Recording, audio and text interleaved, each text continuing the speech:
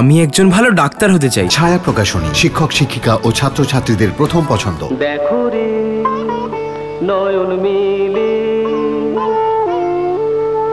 দেখো রে নয়ন মিলে জগতের বাহার। গুপি নামটার সঙ্গে জড়িয়ে আছে সঙ্গীত, জড়িয়ে আছে লড়াই।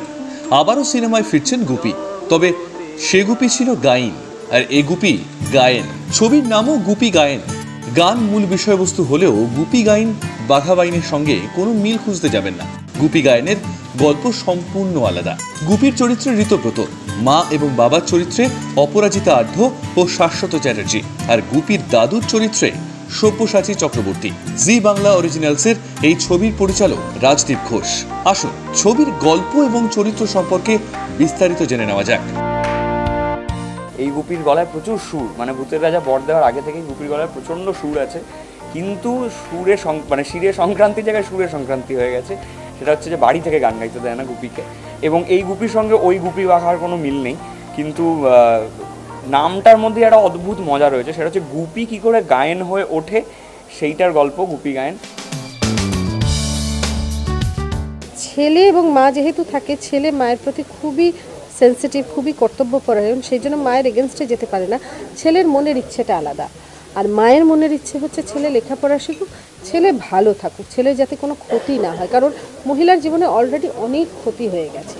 শুধু ছেলেকে ধরেই বাঁচা, মানে ছেলে একটা সাইকেল থেকে পড়ে গেলেও তার মাথা খারাপ হয়ে যায়, সে এতটাই ইনসিকিউরিটি নিয়ে বাঁচে, এরকমই একটা চরিত্র। এবং কোথাও গিয়ে একটা ভুলটা ভাঙে, কোথাও গিয়ে তিনি বুঝতে পারেন যে মানুষকে মানুষের মতো ছেড়ে দেওয়াই উচিত, কারণ সবাই নিজের কর্ম নিয়ে আসে, সুতরাং তাকে তার কাজটা করতে দেওয়াই উচিত এবং সে ছেলেকে সাহায্য করে। কিন্তু প্রথম দিকে চরিত্রটা যদি দেখা যায়, তাহলে এর মধ্যে আমরা প্রত্যেকে আমাদের মাকেই দেখতে পাবো।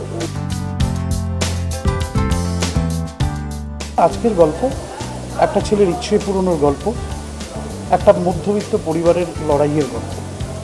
সেখানে গান মানুষকে অনেক তাড়াতাড়ি রিলেট করতে পারে মানুষের কাছে, সেই কারণে গানটাকে ব্যবহার করা এবং গানকে নিয়েই এগোনো। প্রথম দিকে তো গোপী চিনতে পারে না, তো কারণ সে দাদুকে দেখেইনি।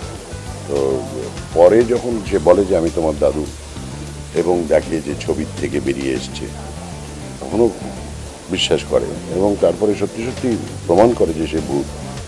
প্রথমে তো মনে করে চোর, বাড়িতে ঢুকে পড়েছে একটা বুড়ো চোর। তারপরে সে বলে যে না আমি তোমার দাদু। তাকে গান গাওয়াতে একটু উৎসাহ দেয়, আর এইটাই চরিত্র।